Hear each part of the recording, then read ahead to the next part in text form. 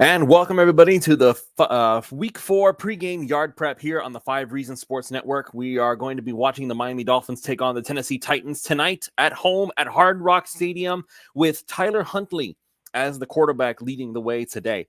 This is going to be a very interesting game for everybody involved because now Mike McDaniel is going to have to basically create an offense with Tyler Huntley's special skill set in mind.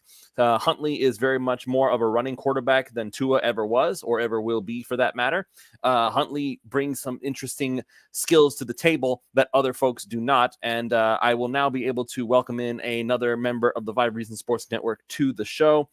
We will be having Michael Quirk joining us in just a moment. But before we bring him in, just want to go ahead and mention, as always, this show is brought to you over by our good friends over at PrizePicks.com. PrizePicks.com is a revolutionary fantasy platform where you can pick up to 6 different players across professional sports leagues, whether that is the NFL, the NBA, the MLB, one of each. It's up to you to decide. Just choose whether your chosen player will get more or less than their projected stat. They can give you free squares over there. They have special Taco Tuesday promos, which will be available tomorrow. They have Flex Friday promotions where you can get your money back up to $20 when you put that bet in. Now, here's what is so special about it. Once again, they do have this special offer for brand new signups. Use the promo code 5, that's FIVE, and when you put in a $5 bet, they will give you $50 of promotional funds. You don't even have to win it. All you have to do is just play it, and whether you win or lose, you will get $50 of promotional funds courtesy of prizepicks.com. So don't waste any time. Use the promo code 5, that's FIVE, and again, they will match up to $100 on your deposit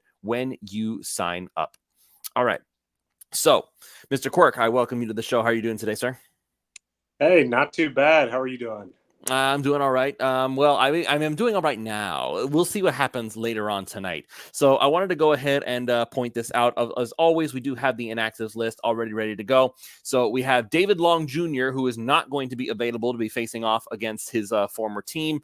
Skylar Thompson will be the emergency third quarterback. Kendall Fuller is out as well. Teron Armstead is out. Raheem Mostert is out. Mo Kamara is out. So that is a lot of important people on this defense, on this offense too, that are not going to be available for the Miami Dolphins. Kendall Fuller is currently dealing with a concussion, and I guess with the extreme magnifying glass on the Miami Dolphins regarding the whole concussion situation, I'm guessing that I should mention Teron Armstead officially is also dealing with the concussion as well. I think his was more of an eyeball injury. At least that's what we were told before the game ended.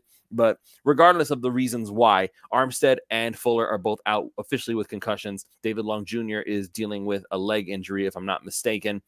Raheem Mostert, the chest contusion continues to bother him. He will not be playing. The only ones on this list that are consistently not on the active roster are Mo Kamara, who is acting as a young developing pass rusher. We have not seen him active on game day as of yet. And of course, Skylar Thompson, who is going to be the emergency third quarterback. So the fact that he's even available, though, Michael, it tells me that maybe Mike McDaniel has decided, you know what, Skylar Thompson got his chance. He is not going to be the starter for Miami on. So the fact that he's listed as the emergency third and not just inactive altogether, that tells me that, you know what, technically he is healthy enough to play. But after the disaster that was last week against the Seattle Seahawks, maybe Mike McDaniel has come to the realization, you know what, I think I might need somebody who's actually a lot more talented just overall to run this offense. Yeah, absolutely. That stood out for me too. Because if Skylar Thompson has to be that emergency third, that means he's healthy enough to play in an NFL game. And if he's healthy enough to play in an NFL game and you make Tim Boyle number 2 instead of him, yeah, that's a bit interesting. I don't think that says a lot of good things for Skylar Thompson's future in Miami. I mean, I would hope not. At some point, you have to look at everything. And this is what the biggest knock against Mike McDaniel has been for the past few weeks now, is that he just seems so resistant to change. He's so resistant to admitting when he was wrong. He's so resistant to making the necessary adjustments, and instead just keeps, like every other coach before him at this point, just keeps slamming your head into a wall until you either get fired or it works. And most of the time, they get fired. So I maybe this is a stepping point. Maybe this is a baby step for Mike McDaniel, realizing, you know what, I was wrong about Skylar. He's not the guy we need. And now here comes Tyler Huntley, who, as bizarre as it sounds when you say it, Tyler Huntley is a Pro Bowl quarterback. as a backup to Lamar Jackson in Baltimore. So that means, number one, that means that Huntley had to play enough games to even be considered as a Pro Bowl alternate, which I believe that's what he was. He definitely wasn't voted as a Pro Bowler just by default. All the other actual better qualifying quarterbacks just kind of looked at the Pro Bowl and said, no, thanks. So Huntley made it there. But regardless, he made it there. Of all the backup quarterbacks in the NFL, Huntley was the one chosen to represent in the Pro Bowl for the AFC. So make of that what you will. Tyler Huntley obviously brings something different to the table. Like I mentioned before, he has some running ability. He does have a lot of strength. He has a lot of speed, a lot of athleticism. I mean, the reason that he was such an effective backup to Lamar Jackson is because, in essence, he is Lamar Jackson light. He does many of the same. He has many of the same traits as Lamar. Obviously, not as fast, not as strong, not as accurate. All the things that make Lamar special. Huntley has some of those things. He has all those things, just less of it. So Huntley bringing in a new system, I guess you could say. Our own Hussam Patel of the Scouting Combine on the 5 Reasons Sports Network. He and Coach Eric Smith were able to do a brief film review, kind of explaining what we might see with Tyler Huntley, basically showing what Huntley does best. So I'm hoping that Mike McDaniel has looked at that film, maybe not Hussam specifically, but maybe he did. Maybe he should look at Hussam's film, but maybe he looked at what Tyler Huntley has done in the past, and they're going to try to create a package designed specifically for him, so that at least that way he's not just trying to run to his offense. Because I think if Mike McDaniel ends up trying to do the same thing with Skyler, Tyler Huntley's not going to look as good, because again, the only one who can effectively run to his offense is Tua. That's why it was built for him. And expecting Skyler or Tyler Huntley to do that exact same thing at the same level is just an asinine concept. Michael, what do you think we're going to see? Do you think that Mike McDaniel is actually going to make some changes, or are we just going to see more of the same, and we're going to be there's going to be even more irate Dolphins fans calling for McDaniel's head tonight? Yeah, I mean, first of all, Huntley, what he represents is hope, because anyone who's watched Skylar Thompson or Tim Boyle, imagine if we're going into tonight saying, hey, it's another Skylar show after what we saw last week, or another Tim Boyle show after what we saw. This at least gives you some semblance of hope of maybe this guy who, when he made the Pro Bowl, I forget what it is. I think it was 500 or 600 yards or whatever it is, but he still looked competent for the Ravens. That this gives you some semblance of hope that, okay, can hopefully score more than 3 points tonight. I think that he will be running a lot more, whether that's because the offensive line is what it is right now through injuries, as well as at some points incompetence, or because of maybe some more design runs. I think you're going to see a lot of play action, a lot of RPOs from Mike McDaniel tonight, putting Tyler Huntley in those kind of situations. It's because he hasn't been in the system for too terribly long. I don't think that it'll be a huge playbook, but something that should be a little more catered to what he's capable of, versus just kind of playbook light that they give the other quarterbacks who've tried their hand so far this year.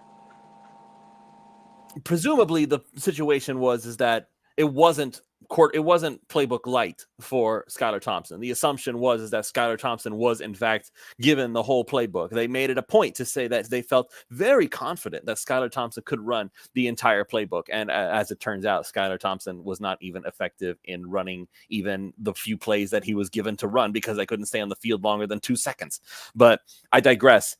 Now, here is where we have an interesting situation. And now we are going to be having Eric Wiedecke joining the show. Oh my God, I did it again, Eric. I'm sorry. Eric Wiedecke. That's your name, not Wiedecke. Listen, old habits are hard to break, man. Old habits are hard to break. Eric Wiedecke, that's your name. How are you? Good. I'm doing all right. I'm glad you made it home from work. We're okay for now, but we're okay for now, it being the key word. So, in case you missed it, briefly, just for everybody who's just now joining us, Miami's inactives as of right now: David Long Jr. will not be facing off against his former team. Teron Armstead and Kendall Fuller both out with concussions. Mo Camara continues to be out as an inactive, a healthy scratch. Raheem Mostert continuing to deal with his chest contusion, and Skylar Thompson, who is healthy enough apparently to be the emergency third quarterback. So once again, it's telling that Tyler Huntley is going to be listed as a starter, and apparently Tim Boyle is the backup. Meanwhile, Skyler, while healthy enough to play, apparently has not regained favor with the team. Either that, or he's not nearly as healthy as it seems. But I wanted to get your thoughts, Eric, on this inactives list. Does anything on here, besides the obvious, does anything on here surprise you? Not particularly. I think this was kind of what we all expected. I know that there had been some optimism on Raheem Mostert coming back, but I don't know. I mean, some of the ways that I hear that injury described, I mean, talking about having fractured cartilage in his chest. I've never even heard of somebody fracturing cartilage. So it just, I don't know, that whole thing feels like it's a lot worse than we've been led to believe at this point, because if it was really just a chest contusion, like they said, he wouldn't be missing his third straight game at this point. So he's kind of the one guy that I really have the red flag on. But, I mean, Kamara's been inactive pretty much all year long. Fuller, I don't see Tennessee really testing Miami through the air too much, so I'm not too worried about the depth at the in the defensive backfield. And then Armstead, Kendall Lamb came in and played pretty well. Although, do we know if those reports about Patrick Paul potentially being the guy behind Armstead are true or not? I mean, I heard somebody claiming that. There's speculation. There's talk about how he should be the guy. I know Omar Kelly is pushing for him to be the guy. I still think that the whole reason they brought back Kendall Lamb to begin with, though, is when Teron Armstead went out. So until I see Patrick Paul out there playing, I'm going to assume it's Kendall Lamb. Yeah, no, absolutely. I think, Armstead, with it being a concussion, I hate to say it in this way. I'd almost rather it be a concussion than another soft tissue injury with him that's going to be nagging him for the next, 6 to 8 weeks. Because I know that this is something that once he goes through the proper protocols, does everything that he needs to do to get cleared, that's just a different class of injury than what is traditionally hampered him. Point of order. I feel like at this point, protocol is out the window. And the reason it's out the window is because here's Miami being hyper cautious with Kendall Fuller and Teron Armstead as with their concussions. Meanwhile, the NFL bats no eyelashes for one Lane Johnson of the Philadelphia Eagles, who literally 1 week prior to this last game they played was vomiting violently because of the injury he took to his head. And yet, apparently, he was healthy enough to go back out there and play again. So, and according to all the medicine that we are aware of, maybe there's something that I don't know about. I'm not a doctor by any means, but my understanding was that if you hit your head so hard that you are just projectile vomiting all over the place, that is probably the worst kind of concussion that one can possibly have. Like, forget fencing position, forget all this stuff. Your insides are going on the outside, and you somehow are healthy enough the next week to be able to go back out there and play. I feel like this is more of Miami just trying to not get the NFL to come down with some kind of phantom fines or penalties on them, because I don't want to hear about the protocol anymore, because clearly the protocol matters more for some teams than others. I mean, there's odd things there when it comes to what counts as passing through certain stages. Do teams interpret that? Do some teams interpret that differently than others? It's, who knows? I'm not here to legislate on that one way or the other. If Fuller and Armstead can't play, I'm not going to say that they can or they can't. I mean, could you kind of cock your eyebrows and say, well, if they were playing, I don't know, Buffalo or Cincinnati or insert much better team here, would they be playing? Maybe. But like I said, I'm not privy to that whole process. This just reeks of an optics play for me, because that Cincinnati concussion for Tua was a national TV game. Then this Bills concussion, national TV game. And as we remember from 2 years ago, and then it picked back up after that Bills game, Get Up, First Take, all those garbage talk shows on FS1, ESPN, just picked up on this talking point of, the Dolphins are rushing back Tua. The Dolphins are not taking care of Tua, don't have his best interests at heart. Tua should retire, and so forth. He should think about his future. And part of that's just because of all that noise coming in, that the Dolphins can't treat concussions like other teams can now because of how those played out, that were not any fault of the Dolphins. It's sort of like if you're Southern Methodist University, you probably want to dot your I's and cross your T's when it comes to NIL payments at this point. But they were actually guilty, unlike the Dolphins. But this just reeks of an optics thing. It doesn't help that Tua is also a quarterback as opposed to a less sexy position such as offensive tackle. But it's unfortunate that the Dolphins have to play these games with not just Tua, but throughout the roster. But that's kind of where we're at now because of a lot of yelling, talking heads out there. All right, I want to focus on the defense now. So obviously we've already established David Long will not be playing. Anthony Walker Jr. will probably get a lot of that playing time. Channing Tindall might get some. Is he on the practice squad? I think he's on the active roster, if I'm not mistaken. No, he's on the active roster. Right, so he's not inactive today. So Channing Tindall might get some play time today. We'll see if that has anything interesting to play on. So now I did not see Storm Duck on the inactives list.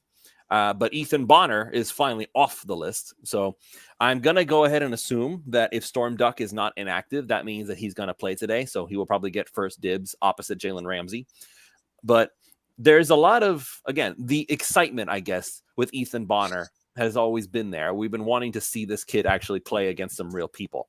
But it was very weird because Omar Kelly, again, we always have to bring up what the beat writers are saying. We have to point out, apparently, the concept of Ethan Bonner is that Omar basically said he's new. I don't know what that means. I don't know what kind of wordplay he's using there, but everything that I saw from Ethan Bonner during preseason in the training camps, it felt like Bonner was very deserving of playtime. Not to take anything away from Storm Duck, but the way that it's worded, it's like maybe Ethan Bonner is fool's gold, and I don't want to just immediately assume that, but it does seem interesting that, again, Duck was getting more of a shot than Ethan Bonner early on. Maybe there's more to it than we don't know about. I don't know if I would, really look at it in that perspective. I mean, sure, we can look at it and say, well, if Ethan Bonner is inactive over Storm Duck, then oh boy, maybe he really sucks. I would look at it, kind of flip it from the opposite perspective and say, I think Storm Duck might actually be, pretty solid corner, because you're still looking at a position that's arguably the deepest group on this team when you really think about it. When you think about when they're fully healthy, having Ramsey, having Fuller, having Duck, having Kohu, having Saron Neal, having the guys that they have at that position, that I think it's really just a matter of, when healthy, you go with the better special teams guys over a guy like Bonner. So I think that's really been most of what it is in terms of part of the equation.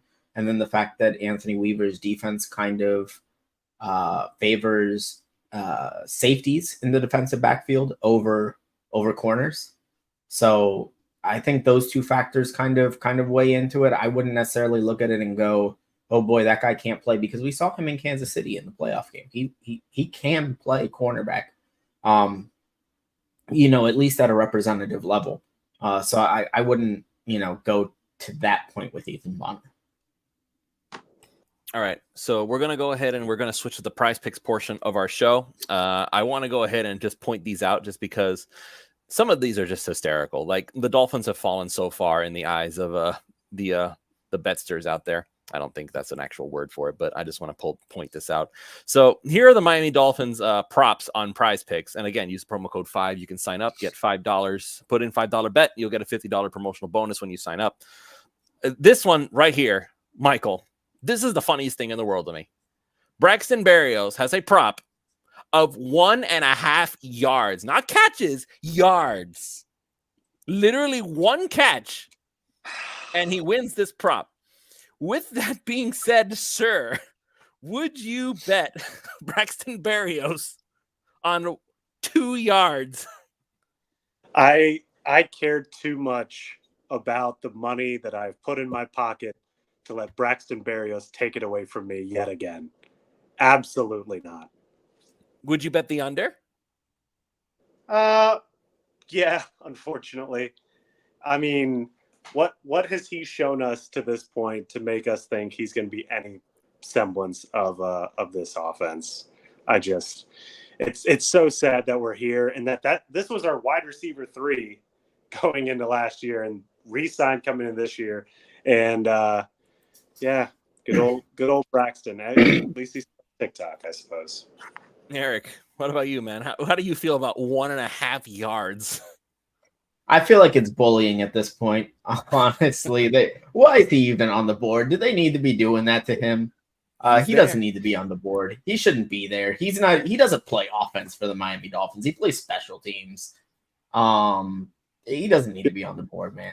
River Craycraft is supposed to be the special teams ace, and he was always on the board. So if Craycraft deserves to be on the board, then I guess no. That's different. Braxton Berrios is the designated return man. River Craycraft actually has a role within the offense. Braxton Berrios' number, it does a pretty good job of representing the role that he has in the Dolphins offense. 0. I'll just leave it at that. Yeah. So we'll ignore Braxton Berrios then. Devon Achane has like so many props. I can't even fit him onto the one page. So this one right here, rush yards in first 5 attempts, 18.5, 27.5 receiving yards, 15.5 longest rush, fantasy score, 64.5 rushing yards, period, longest reception, rush attempts, 92.5 rushing and receiving yards. Will he score a touchdown? Yes or no? Eric, what are your thoughts on Devon Achane? Which one do you feel like is probably the best bet right now? What are we going to see out of him tonight? What are his rush attempts? Rush attempts is 14.5. Over. So you think he's going to? Well, take a look at this though. Wait a minute. Wait. What? Hey, Prize Picks. Yeah, that's not accurate. That's wrong. That's not accurate. That's not accurate. Mike McDaniel, if he wants to do anything, he wants to give Devon Achane the ball. And this is a guy that has been the feature running back in the offense since Raheem Mostert went down. As much as I'd like to see Jalen Wright, and as much as I'm hopeful that we'll see a little bit more Jalen Wright tonight after his pretty strong runs. He had his pretty strong run, and then he was proceeded to be benched the rest of the game. Well, hopefully coaches watch film and actually learn from the things that they see there. I would go with HN over on rush attempts. There's no Jeffrey Simmons in the middle for Tennessee tonight. So I mean, if last week was, run the ball 70% of the time, today is run the ball 85% of the time would be my prescription. I kind of like the rush yards in first 5 attempts, though, 18.5. Achane can break for 10, 15 yards in his sleep. That's a very tempting prop there. So we'll go ahead and we'll continue down the list here. This next one is for you, Mr. Quirk. Durham Smythe, 4.5 receiving yards. What are your thoughts on this one? Lewis, what are you doing to me here? I mean, look, Smythe will probably get a lot more playing time than Braxton Berrios will. So just by default. Yeah, you'd like to hope. I mean, you think with Huntley that they will try to establish the run and run, and that'll lead into some play action on two guys. Like I'm sure we're gonna see a lot of 2 tight end sets, but I guess I'd go over on Durham. I'm praying that we go over on Durham. I mean, get my man 1 ball, please. Just 1 pass, 1 completion will do it, huh? At the very least, I mean, Man, you're giving him all the guys at the end of the offense. Are you gonna ask him about Tanner Connor next? I mean, if he's on the list, I might. But here, I won't even ask about this one. Pick the under on Jason Sanders because he lost me so much money last week. I'm so mad. I'm so mad at Jason Sanders. Like, if he had made that 1 field goal, man, I would have been $500 richer. I'm just gonna say that. Like, just no. Don't bet Jason Sanders. You're wrong. You're wrong on this one. I was supposed to be right last week. Yeah, well, you're wrong on this one again. I'd go over. You're gonna go over this time when he only kicks 1 field goal. I'm coming for you, Eric. They're gonna move the football. They might not get in every time, and if he can kick anywhere, he can kick in Miami. He sucks on the road, but he's a good kicker at home. All right, here, Mr. Michael. I'm gonna skip Jalen Waddle. You get to talk about Tyler Huntley. No, I'm not gonna do that. Hey, I'll take Huntley. Jalen Waddle. What are we thinking about this one? Fantasy score 9, longest reception, rushing yards. The rushing yards thing didn't go so well last week, which is very weird because he'd been doing rushing yards before then. Will he score a touchdown? What are your thoughts on the Waddle thing? The touchdown piece with anyone in this offense without Tua is something that scares me one way or the other. I would go over on the fantasy score, just because the fantasy score does include is PPR scoring. So I do think that Jalen the depth of his routes may be a little more shallow than in last year or 2 years ago, but I think he'll get some catches tonight. And I mean, if he gets a touchdown, that's a quick 6 or I guess 7 points if it's a reception. So yeah, give me the over on that. I feel okay there. All right. Eric, I just took Jonnu Smith because I guess you waived him in our fantasy league. So what are your thoughts on the Jonnu thing? I mean, ironically, I think with Tyler Huntley, maybe you see a better Jonnu Smith game this week. I don't remember who I ended up dropping him for, but I like Jonnu Smith this week. I think Jonnu Smith, his numbers are relatively low. What are they? 16.5 yards. Is there a receptions prop on him? There's a fantasy on him. I see, because I've seen some people post 2.5 receptions for him, and I like the over on that. I'd go over 16.5 yards on Jonnu today. I think if Tyler Huntley is going to go anywhere with the football, he's going to trust his tight ends, guys that get out into the flat, make a guy miss, get some yards after the catch. And if Jonnu Smith can do anything, he's proven he can do that. All right, now here's where the real meat and potatoes. I'm not even going to talk about Tyreek because at this point, Tyreek, it almost feels like he's been eliminated from the offense, which is pitiful to say. But with that being said, here's where all the confusion is. And Cap for Life talking about Alec Ingold. I wish he was on here. He's not. Tyler Huntley, 168.5 passing yards, a fantasy score of 13.5, 7.5 rush attempts, an interception, 25.5 pass attempts, 32.5 rushing yards. Huntley is an interesting one. It just really boils down to just how much faith do you have that Tyler Huntley can run any semblance of this offense? Mr. Quirk, where are you at with Tyler Huntley tonight?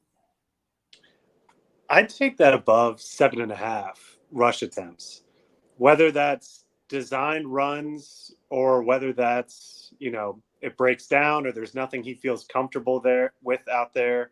As well as potentially some kneel downs. Just saying, I'd take the over 7.5 there. Eric, I'll ask you too. Oh man, I hate that he took that. Because I think the over 7.5 rushing yards is going to be pretty easy for Huntley. Again, we asked the question about running this offense, and is Tyler Huntley familiar enough with the playbook at this point? I think this is the week we really see Mike McDaniel lean into the run game because quarterback runs are going to factor into it. So I'd go with under 25.5 pass attempts in this one. All right. So we're going to go ahead and get ready to call it here. Before that, once again, make sure you mention prizepicks.com, promo code 5. $5 bet gets you $50 of promotional funds when you sign up. Let's do our predictions, gentlemen. Eric, I'll start with you. What's going to happen tonight, man? The Dolphins defense delivers a little bit of feel good. The offense does just enough. Dolphins 20, Tennessee 10. All right. Mike?